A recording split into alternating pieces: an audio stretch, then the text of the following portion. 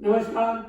महिला कुश्ती खिलाड़ियों के यौन शोषण मामले में ओलंपिक पदक विजेता महिला खिलाड़ियों ने तब भाजपा सांसद व भारतीय कुश्ती महासंघ के अध्यक्ष रहे ब्रजभूषण शरण सिंह के विरुद्ध कार्रवाई करने व केस दर्ज कराने के लिए संसद से 3 किलोमीटर दूरी पर जंतर मंतर पर कई माह तक रात दिन धरना प्रदर्शन किया था। मोदी सरकार की पुलिस ने तब उन महिला खिलाड़ियों को धरना से हटाने, धरना बंद कराने के लिए घसीटा था, लाठी डंडों से पीटा था, उन पर पानी की तेज धार छोड़ी गई थी, उन पर केस किया गया। महिला खिलाड़ियों ने अपना मेडल तक सरकार को लौटाने की कोशिश की, लेकिन इसी बेटी बचाओ वाले मोदी साहब और उनकी सरकार ने धरनारत बेटियों की एक नहीं सुनी थी। तब इन बेटियों को नहीं सुन रहे मोदी सरकार उनकी दिल्ली पुलिस के विरुद्ध सर्वोच्च न्यायालय में जाना पड़ा था।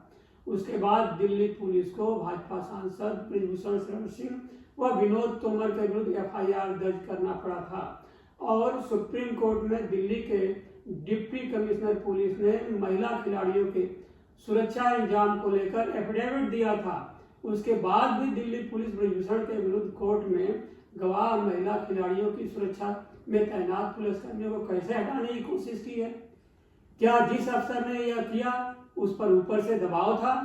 क्योंकि दिल्ली पुलिस केंद्रीय गृह मंत्रालय के अधीन है और गृह मंत्री है अमित शाह। इससे तो यही लगता है कि मोदी सरकार व उसकी दिल्ली पुलिस महिला पहलवान विनेश व अन्य गवाही देने वाले पहलवानों को परेशान करने से बाज नहीं आ रही है।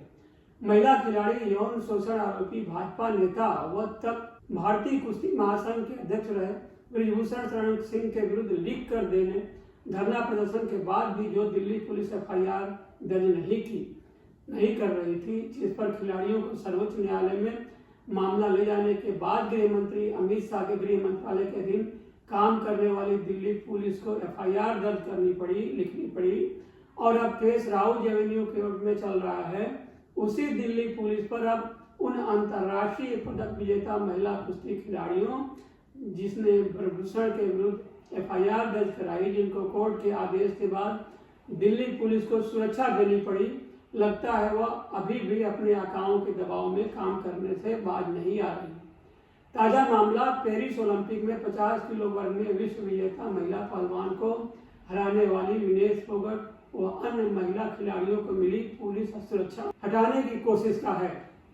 जब दिल्ली पुलिस व उसके आकाओं की यह चाल उजागर हो गई और महिला खिलाड़ी पुलिस सुरक्षा हटाने को लेकर न्यायालय में पहुंच गई, तब कोर्ट ने कड़ा रुख अपनाया, सुरक्षा बरकरार रखने का आदेश दिया। तब दिल्ली पुलिस की चाल नाकाम हुई। एक अफसर ट्वीट करता है कि पुलिस सुरक्षा हटाई नहीं गई बल्कि हरियाणा पुलिस को सुरक्षा देने को कहा गया है, जिस पर सवाल उठा कि क्या दिल्ली पुलिस के आदेश पर हरियाणा पुलिस सुरक्षा देगी। कई वकीलों को दिल्ली पुलिस अफसर का यह कहा मामला उजागर होने पर दिल्ली पुलिस अफसर द्वारा फेस सेविंग व बात बनाने की कोशिश लग रहा है। देखिए दिल्ली पुलिस अपने आकाओं के इशारे पर आगे और क्या क्या करने की कोशिश करती है। इस मामले में दिल्ली पुलिस की गतिविधियां तो महिला पहलवानों के आंदोलन व जंतर मंतर पर धरना देने के समय से ही संदिग्ध है। वह अपने राजनीतिक आकाओं के इशारे पर काम करने लगती रही है। जो कुछ भी हुआ है वह तो न्यायालय के आदेश पर ही हुआ है और जब उस मामले में केस दिल्ली के राउज एवेन्यू कोर्ट में चल रहा है, जिस दिन दिल्ली में तारीख है, उसके 2 दिन पहले ब्रजभूषण के विरुद्ध केस लड़ रही 6 महिला खिलाड़ियों की पुलिस सुरक्षा दिल्ली पुलिस द्वारा हटाने की चाल जो सफल नहीं हुई, कई तरह से सवाल खड़ा कर दे रही है। मालूम हो कि रेसलिंग फेडरेशन ऑफ इंडिया या कुश्ती महासंघ के पूर्व अध्यक्ष व भाजपा नेता ब्रजभूषण शरण सिंह के विरुद्ध महिला खिलाड़ियों ने यौन शोषण की एफआईआर दर्ज कराई थी। यह केस दिल्ली के राउज एवेन्यू कोर्ट में चल रहा है। यह मामला तब सामने आया जब महिला कुश्ती खिलाड़ी विनेश फोगट ने बुधवार 21 अगस्त को दिल्ली पुलिस पर बड़ा आरोप लगाया। विनेश ने रात 8:15 पर ट्वीट किया कि दिल्ली पुलिस ने ब्रजभूषण के खिलाफ यौन शोषण मामलों में गवाही देने वालों की सुरक्षा हटा ली है। उन्होंने लिखा, जिन महिला पहलवानों की ब्रजभूषण के खिलाफ कोर्ट में गवाहियां होने वाली हैं, दिल्ली पुलिस ने उनकी सुरक्षा हटा ली है। साक्षी मलिक ने भी अपने ट्वीट अकाउंट से इसी तरह की ट्वीट की। ब्रजभूषण सिंह के विरुद्ध यौन शोषण मामले में गवाह बनने वाली 3 महिला पहलवानों ने दिल्ली कोर्ट में शिकायत दर्ज की थी। तीनों का कहना था कि उनकी सुरक्षा हटा ली गई है। उनमें से एक को 23 अगस्त को कोर्ट में गवाही देनी थी। दिल्ली कोर्ट की एडिशनल मजिस्ट्रेट प्रियंका राजपूत ने इस मामले में सुनवाई करते हुए कहा, सुप्रीम कोर्ट ऑफ इंडिया के सामने डीसीपी ने सुरक्षा अरेंजमेंट को लेकर एफिडेविट दायर किया था।